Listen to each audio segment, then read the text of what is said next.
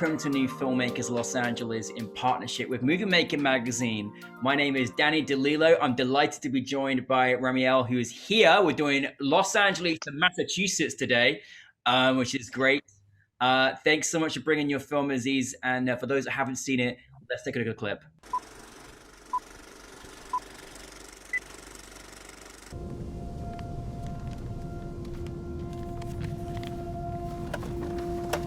حسان ماكو عليها علم. لازم يكون عليها علم؟ خليه نروح. ما بدي احاول.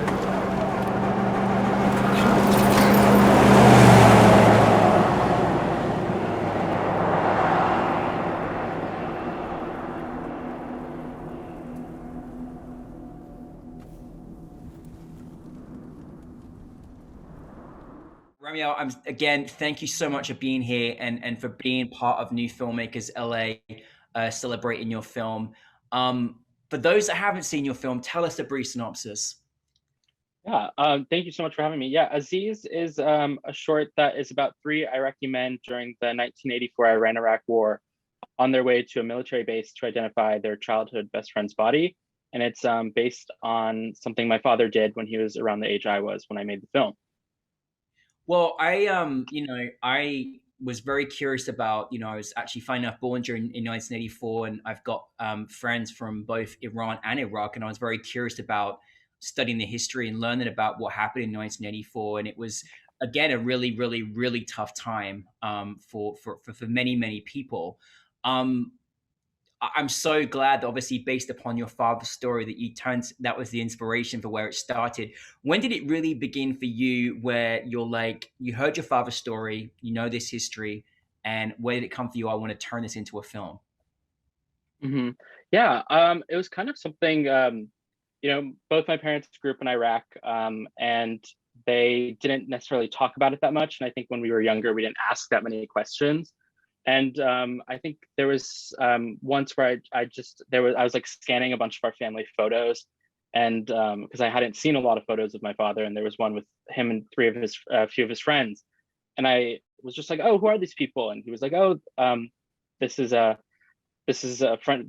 These are the friends I grew up with, and we kind of lost touch. He's like, that one, he died in the Iran-Iraq War when we were in our 20s, and his other friend he had lost touch with, and it had just been, because he fled Iraq and didn't get to tell anyone because the borders were closed, and so I had heard briefly the story that he had died in the war, and my dad and his friend had gone, and in a taxi they had to go through the bodies and see if he was one of them, and then bring his body back home because his mother just couldn't do it.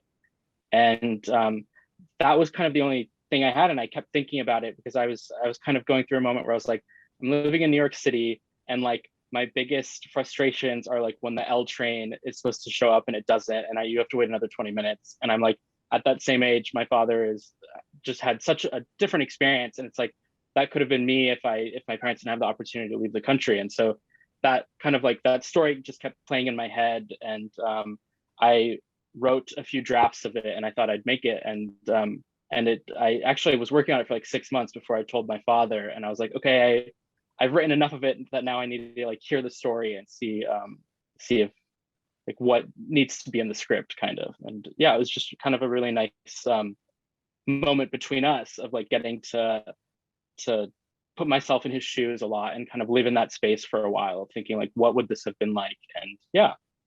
Well, let me tell you, I mean, it's such clever writing, and like what I really thought was so important as well is that you just humanize these friendships, right? Just everyday good friendships, between, you could feel the love between them and how much they cared about each other and just their enjoyment.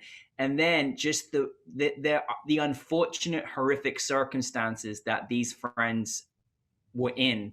I mean, and just that, can you imagine being in your group of friends and having to go and identify a body? I mean, how horrific is that? You don't wish that upon your worst enemy.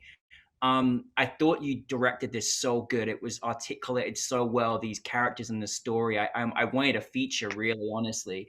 How did you work with your actors with these stakes, working with this? Because it was really, really powerful to watch. Yeah, that definitely, had really phenomenal actors. I think that's kind of what it comes down to. I feel like for me, casting is like is the most important part of like making a film, because that's like if I find the right cast, it makes my job on set 10 times easier. And for me, finding Middle Eastern actors who could speak Arabic and was surprisingly difficult, to kind of find the right cast. And so for me, it was a lot of like getting to know the people who came in and read. One of our actors who plays Ahmed, he's in the glasses in the film.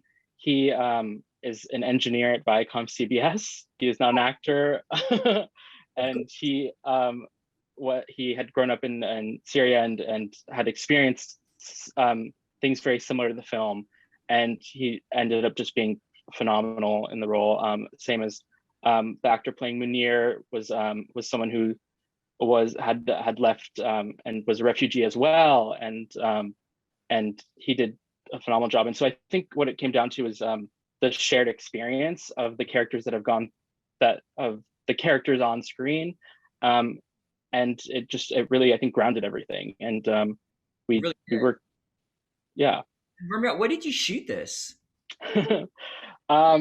We did a 4-state road trip, and we're in a lot of different places, but we ended up finding this town called Bombay Beach, which is right off the Salton Sea, which is like a man-made sea that's been like receding and has just like left all the dirt and sand, and it's like impossible to grow anything there. And it's this town that just looks amazing and can play as Iraq and kind of the Middle East. I can't believe it. I can't believe it. I don't believe you. I'm like, no, surely you went over and filmed it over there. I can't believe it. Wow, that's amazing. That's phenomenal.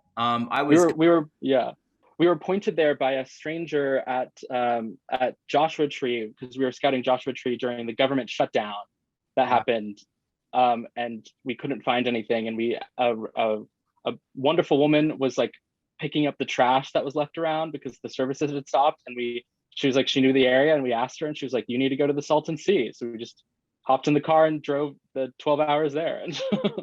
It's phenomenal.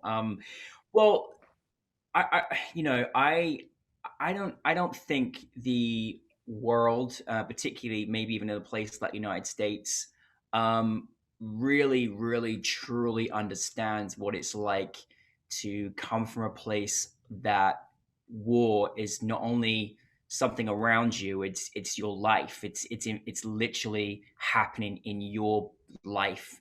And I can't imagine what it's like for people that have gone through that. I've certainly got people in my life that have gone through that. I'm just so curious for you, taking your father's story, that there was a reality, and a reality that you knew as a story, you having a relation to understanding that. What did you want your audience to take from your film?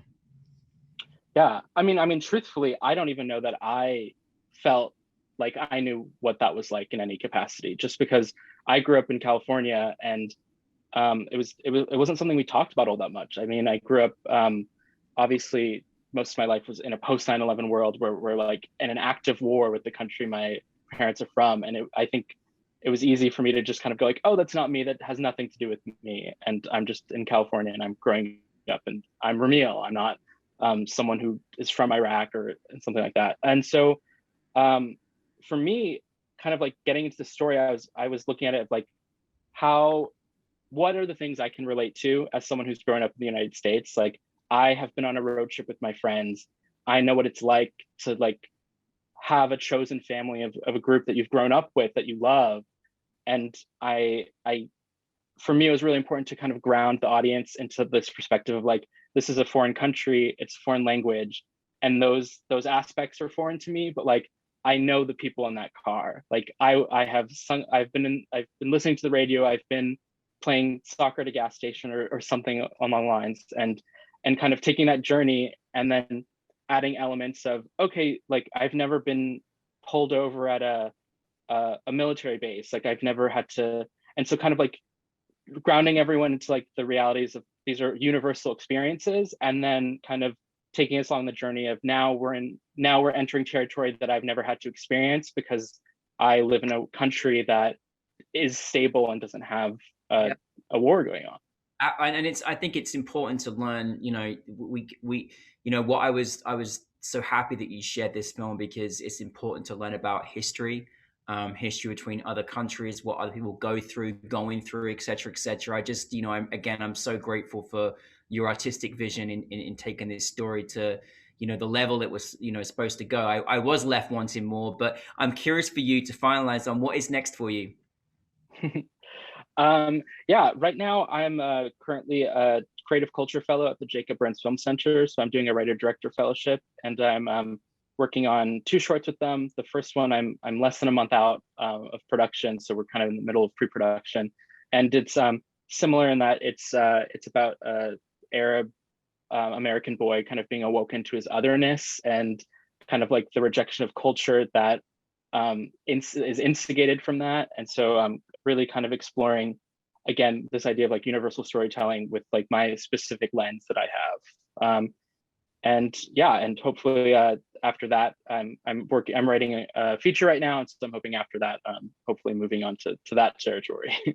Fantastic, fantastic. Well, listen, thanks so much for bringing your film to us. Thank you so much all your cast and crew and everyone involved for putting in such a spectacular performance and film for us. But welcome to the filmmaking family at New Filmmakers LA. It's been a real delight having you part, and please keep making more films for us.